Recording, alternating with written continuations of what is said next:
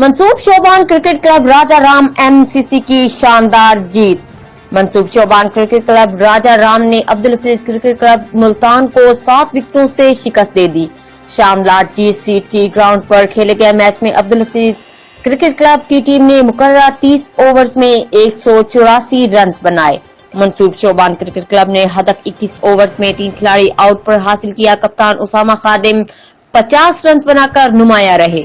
MCC کے زہیب سومی نے 4 overs میں 10 سکور دے کر 4 کھلاڑیوں کو آؤٹ کیا، جبکہ جاوید گل نے 4 اوورز میں 12 سکور دے کر 2 کھلاڑیوں کو آؤٹ کیا۔